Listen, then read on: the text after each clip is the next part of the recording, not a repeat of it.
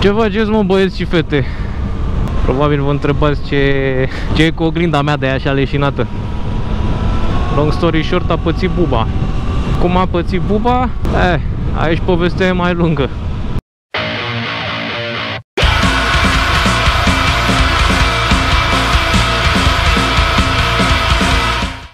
Am găsit-o așa în parcare după toate zilele alea ploioase. Am vrut și eu să dau o tură. Și când ajung eu în parcare și o văd frumos oglinda pe rezervor. Ideea e că nu e spartă, nu e ruptă, doar a ieșit din nuca aia. Și al dracu dacă mai intră la loc.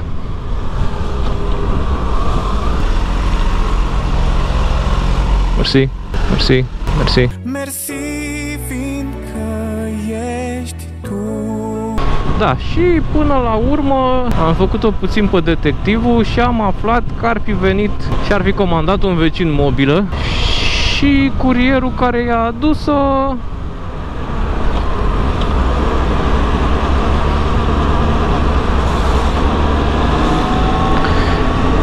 curierul care i-a adus-o a scăpat un colet fix peste oglinda mea.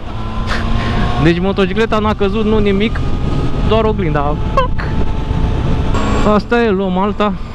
Am aflat până la urmă și numărul curierului, l-am sunat și a cerut scuze, s-a oferit să o plătească. A fost super băiat. Așa că na, până la urmă se poate întâmpla oricui. Puțină neatenție. Și culmea, băiatul era și motociclist. Deci mi-a înțeles durerea. Așa că, na, dacă pățiți și voi așa, încercați mai întâi să descoperiți care e treaba, poate rezolvați amiabil până să ajungeți la poliție.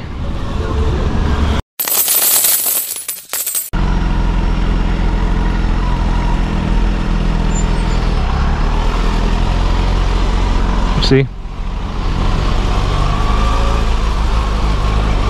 Mersi. Te-ai ofticat puțin, opăritule.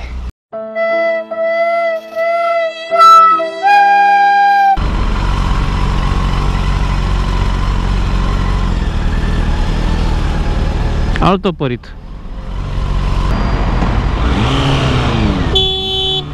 Morții mătii să vă în gât.